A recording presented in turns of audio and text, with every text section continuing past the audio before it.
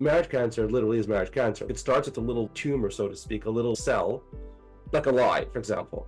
And then it's like how you mishandle it. It grows, it grows, it grows. It's not even the issue anymore. The lie doesn't even matter. The image she has of you in her head, yeah, the lie started, it got it going, but when you don't have these skills, sooner or later it's a matter of time before something else triggers it. Guys that we have financial difficulties, and that's our source of all our marital problems. It's never really true, for example. It's never really true, right? It's like how you handle it, how you talk about it, how you navigate those conversations, how you can show support for her and being there for her, despite having the financial ability sometimes, which can sometimes make a big difference. And the proof is some people can go from financial difficulties to financial freedom, and their marriage still continues to struggle or get worse, regardless of the financial freedom, which is the reason why they thought they struggled to begin with. So it's not really true.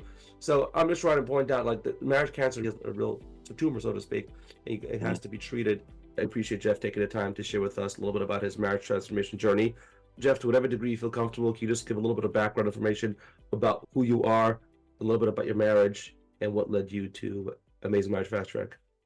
My name is Jeff. This is my second marriage. We've been married for a little over 2.5 years.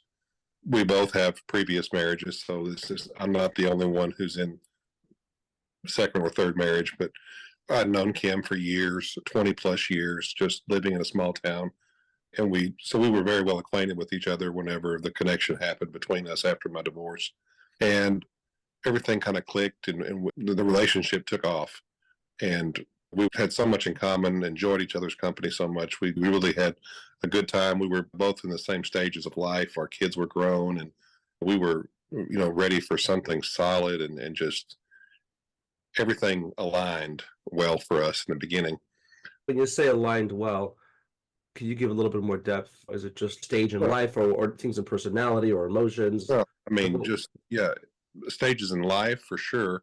Our interests, the things that we enjoy doing together, our religious backgrounds and views.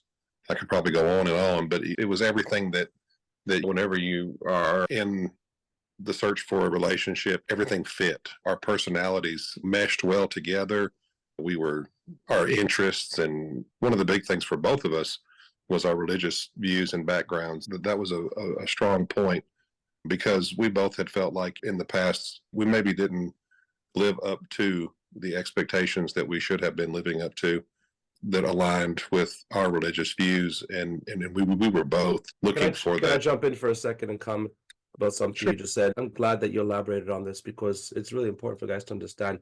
In order to be able to heal a marriage, or at least in order for me to be able to help somebody to fix their marriage, we have to make sure that at the beginning of the relationship there was a really solid connection. And therefore, when you introduce the spiritual angle, if for many couples, it's actually very true that real alignment emotionally, intimately, can come together with a spiritual or a religious alignment where they're truly on the same page. And that's one of the indications of a real connection. It's not the only one, obviously, because you can align with many people at religious level and you don't want to marry them, right? So it's not the only one. But I think it's an important piece, and I'm glad you explained that. Just if we can just catch people up to speed. What happened? Why did you reach out? What was going on? Well, there was obviously a pivotal point in our marriage, and it was 6 months in, roughly, and it was my fault. I lied to her. It was over something trivial, really, too. It wasn't a direct connection to our marriage. It wasn't I was cheating or anything like that. The point over here, I think guys have to understand, and we talk a lot about this, Jeff, in the Facebook group, and you've been in Amazing Marriage Fast Track for 2 weeks, so you know this even, obviously, on a whole different level.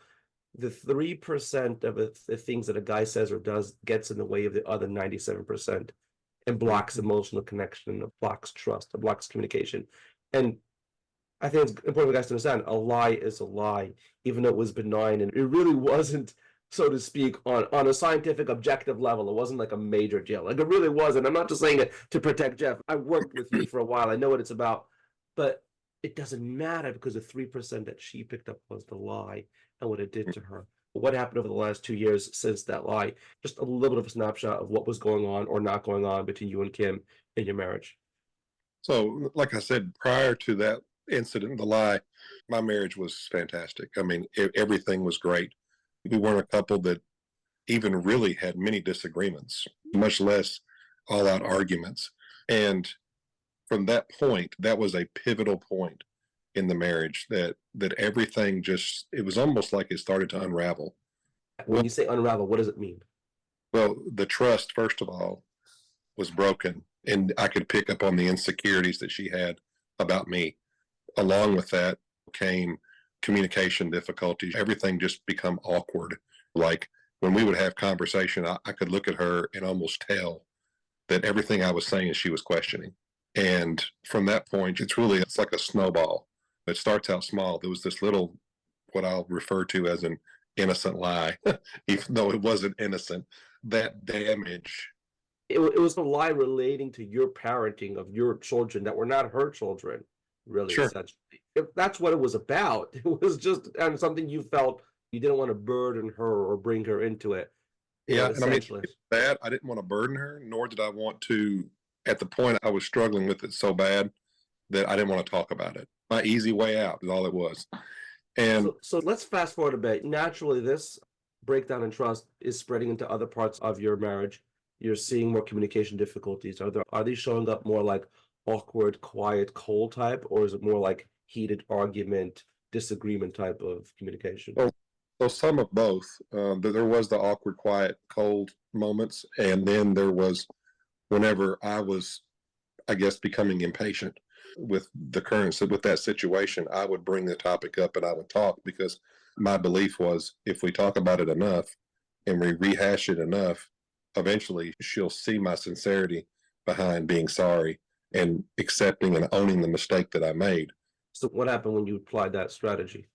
That really didn't work. That really intensified the problem even more, because the things that I would say that at the time felt like what I needed to say was actually causing more damage. And that, by the way, that's an important piece over there. And I want guys watching this to understand it, and comment in the video if you relate to this. The types of guys who I've helped in Amazing Marriage Fast Track are not essentially selfish assholes, excuse my French, but it's not guys who like just absolutely don't care about their wives, because I can give you a strategy, I can't give you a heart, right? You have to bring the heart to the table. You got to bring the character, and you did, and you do. And I want guys to understand this. Like, Jeff was not operating from a place of trying to hide from his wife, lie to his wife, or he was trying to in the most sincere way. And this is the thing I went through in my marriage as well, right? You could be very sincere and try to do the right thing, say the right thing for the right reasons. But if you don't understand the actual things that tick, that make communication work or not work, what makes trust work, what undermines trust, you can have the most sincere intentions and it could literally pave your road to hell, as the saying goes. And I think it's very important for guys to understand that, very critical, because 3%, Jeff, that we spoke about very often it's literally real. It really is. It's not, you don't have to change a lot of things to change your marriage. It's a couple of things. And to be honest with guys, just to be transparent, Jeff has been Amazing Marriage Fast Track for just 2 weeks. You've not been through the entire program at this point. And I think it's just very healthy to take a look and go behind the scenes and share, hey, what has been going on? Can you share a little bit about what happened when you, as you start going through the program, that gave you like, oh my gosh, okay, now I get this? What was it? Well, the program, in just the 2 weeks that I've been in, has really brought to me some clarity, because even though that prior to the program, my intentions were good, and I still believe that, but my approach was not. It was not effective, because I was failing to identify the problem, and I was desperately wanting that old relationship back. I was clouded, and I can use the word, my inner cat was standing in my line of vision, and he was sending all these mixed signals to me that I was blinded by what was really going on, and I was failing to see what the real problem was. The main problem was not only did I lie, and really the lie was the spark that started it, but the fire that, the fuel that really got the fire going was my reactions, my approach to handling the lie, and not only my approach, but my expectations of how quickly it should turn around, and how quickly she should understand you, and what are the steps, like at which point she should just put this to bed and get over with it. Yeah. You know? And then that's an important thing, because a lot of time guys talk to me and like they say, hey David, I asked them, what's going on? The big problem is this. It's almost always not that issue, because Usually, for example, in your case, the issue wasn't so much the lie. Obviously, it didn't help your situation, right? That's why we're talking. But it would have been something else. I could guarantee if it wasn't the lie, it would have been something else. It is how you handled or mishandled her reaction to the lie. It's an important thing. Even if it wasn't this little benign lie, as we said, it could have been something else later on. It's how you handle it that will make the biggest difference. For your particular case, that was a fundamental, because we talk a lot about fundamentals and symptoms, focusing on the main issue. In your situation, that was the main issue. And if I can elaborate, Jeff, for a minute about the inner cat, because me and you both know what it means, but in a simple sense, the inner cat is a part of your personality that, unbeknownst to you, says things about you regardless of what you say or do. It's something which subconsciously communicates to your wife and says things to her. Like, it will say to her, you're being manipulative even if you're not. It's that powerful. The process in MFT is to help you understand what parts of your personality are telling her things about you, whether you like it or not. For example, if you're feeling really desperate, you can make believe you're not desperate, but she's going to feel your desperation, and she's going to misinterpret that as that's not really loving, you're just desperate, even though you are loving. If there's a certain part of your personality which may be projecting that, whether you like it or not, and once she sees that and feels that, it blocks her from feeling and trusting your love, because it's not really loving, it's perceived as desperation, which messes around with all the rest of your effort. And it's a bit advanced what I just said. Let me know in the comments if you get what I just said. And just a little insight, which I appreciate you sharing a little bit about yourself, keeping it real in context, because otherwise what we say over here is just theory. It's like without actual real situation. So if you could sum up, what was the biggest aha moment, epiphany, as you go through the past 2 weeks? It's not the full program, but it's the beginning, and you're like, okay, oh my God, I really get this now. What was that moment? Maybe we started talking about it, but what was, if you had to elaborate on it a little bit? Yeah, that's a hard question to answer because I feel like I had several aha moments. So why don't you just, you know what, take it away? Why don't you just share until I cut you off if we're running out of time? Well, I'm just, the inner cat helped me understand that what I'm always, or what I feel like I'm projecting, isn't always what's being received. And that comes through lack of ability for the right words. It comes from lack of ability of being able to maybe even control your emotions. And it's also the hidden body language that you don't realize that you're putting out, just because the inner cat is always there working in your mind, and it's giving you these false senses of security and false senses of your perception of how things are. But for beginners, it's like you have to be able to see yourself from your wife's perspective. Mm-hmm. You must have an accurate picture. Accurate, not guessing. It's almost like you have to walk around with a mirror and seeing what you in a recorder almost to understand how does that hear, how does that sound, and what do you look like during this time, and then also turn around and look at it from someone else's perspective. But you also had to learn, one of the things that you learned over the past 2 weeks was learning where to look, because you could have a mirror, but if you're using the mirror to look at your needs, it's not going to give anything. Like the mirror is meant to, you don't learn how to use a mirror, which exact parts of your personality or things you said or things that you may be thinking, which is going to leak out regardless of what you say or do or want or your best intentions, and will communicate to her the wrong picture of you, the wrong idea of you, such as, for example, her feeling like you were manipulating her.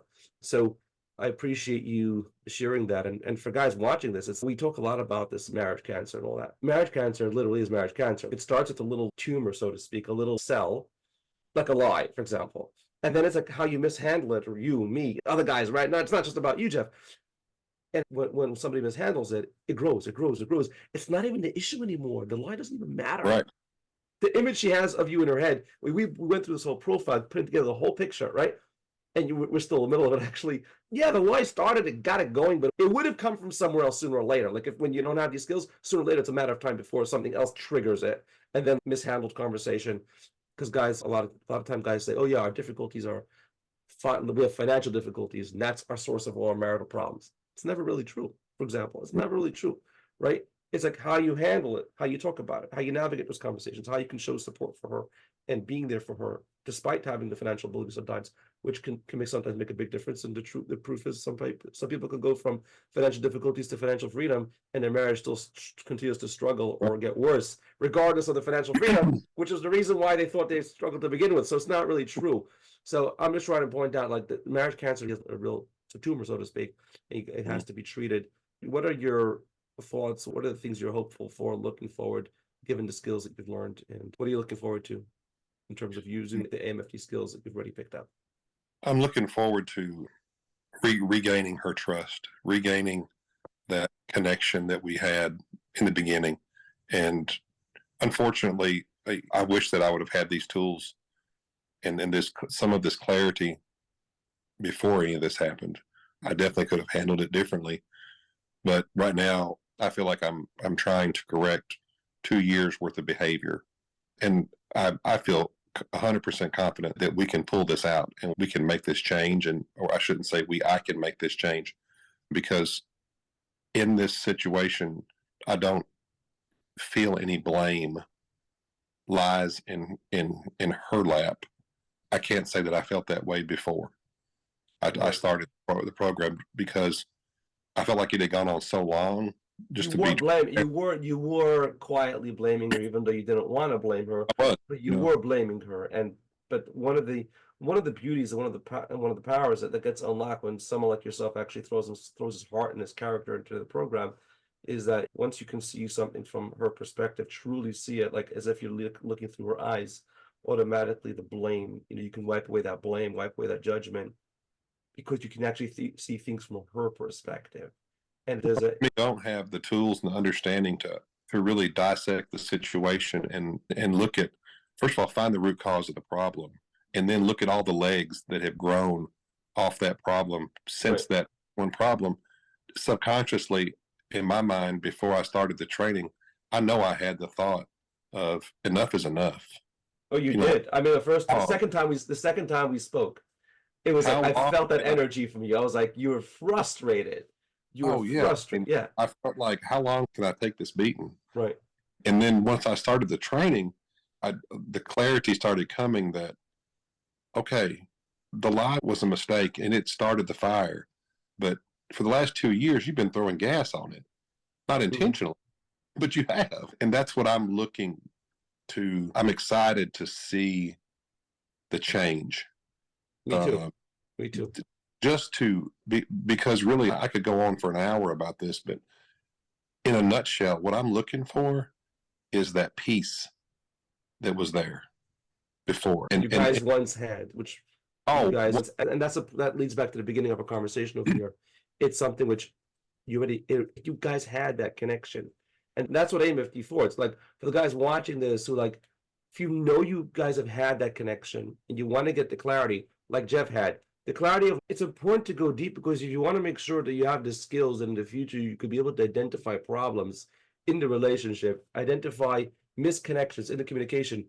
If you have that skill, you could fix problems while they're small, easy to fix, as opposed to having them fester and linger and grow over 2 years. That's why you're doing what you're doing, because you're developing that skill right now. And for guys who want to explore if those skills are appropriate, you can comment, just write, pick me. Yeah. I want to say one more thing too, David, that whenever you're going through a problem similar to mine or something that is totally different, whenever you're going through the problem, and in most situations, I would say couples sit down and they talk about it and maybe that conversation starts out peaceful, and then as it progresses, it gets more and more intense. Yeah. And then maybe it stops and you don't talk about it for another week. And then maybe the following week you pick that back up and you try to keep it at a very loving, caring level, but then it just intensifies more. Whenever you don't understand why it's happening, that's where you really start causing the damage. Right. And you just, it's like a big ball of fire building. I mean, it's a dangerous place to be, because you cause so much damage unintentionally. And I'm excited now to be able to have more clarity and just understand why she's been feeling the way she's been feeling, and not getting. I think that a lot of my frustrations will start to dwindle away, because. Well, they already are starting to dwindle away. You're in a different state than you were 2 weeks ago, because clarity really, it's important for guys to get this context. It's not just about becoming a good person. You've been a good person before. That's not why, I mean, you would have never made it into AMFT if you didn't have that basic character and integrity. It's about knowing what, like you said, to identify why something didn't work, why the communication didn't work. And again, I just want to make sure that for the guys watching this, if they want to explore if they would be the next fit for Amazing Marriage Fast Track, comment under this video, pick me. A lot of guys want to do everything on their own, fix their marriage on their own, ruin their marriage on their own, not talk about it. But you've taken the time for yourself to really, not just now, but also in the past 2 weeks, to really go deep and look at parts of your personality and interaction and communication, which is really, I'm excited to see what unlocks for you. I really am. And David, since you're going to share this with other guys, and I'd say a majority of them will probably be newcomers coming into the program. You talked about this in earlier conversations, and you pointed it out. I didn't really pick up on it, I think, quite as much as you picked up on it. And I think coming in, if a guy really wants to come in and see a change and reap the benefits of those changes, and when I say reap the benefits, get your marriage back to a level that that both you and your wife are happy. I think the first thing that you have to do is you have to tell yourself it's okay to be wrong. Yes, we spoke about this. Because I think it's in our genetic makeup. We feel like we're right. Especially when we had good intentions. Yes, yes. Especially when it's harder for a guy to accept, hey, I was wrong, when he had good intentions. And when he really genuinely had good intentions, I think that's the big challenge that a lot of guys have, and that you had, and that I had. But overcoming that at the beginning to really starting to be able to get beyond ourselves and really see the truth of the interactions. And I'm excited to help guys like you. I really am. It's like you come to the table with the right, you may not have the skill set, but you come with the right heart and commitment and integrity, and that's all that matters, because you could then, skill set is something I can give, but I can't give you the character that you had coming into the program. First of all, I want to thank you. I think that your program is what a lot of people need. I have a lot of friends that have troubles as well, and you have a gift. And I'm not saying this because I know we both have strong religious views, but you're a godsend to these kind of issues that our society deals with. And I mean, I look at things like statistics on TV and divorce rates and all this kind of thing. And I couldn't help but think about some of the things that you've said and some of the messages that you've got across, that your training program needs to be a TV show that people watch, because it's so helpful. And and there's so many valuable tools that you bring to the table. And number two, thank you for seeing enough in me to, number one, accept me into the program, and number two, to take the time to interview me after my training, because that means a lot to me, and I appreciate everything that you've done. You're welcome. It's really what I found over time is that the program only works for certain people because if they lean into it. So in theory, like the idea of like cute thing about putting it on TV, it never would work, because it works because you really cared about those skills. You genuinely care about. Most guys don't want to look at that 3% because they're like, hey, I'm doing 97% of things right. I don't give a damn about that 3%. I mean well. I don't want to be wrong when I meant so well. Don't tell me I'm wrong. Don't tell me I'm wrong. I don't want to hear about it. So it only works for guys who actually lean into it, want that skill, want to develop that level of integrity. It's not something that can actually be mass produced and on a big scale, because it requires that personal interaction and introspection, which you've done. I appreciate you taking the time to share about your journey.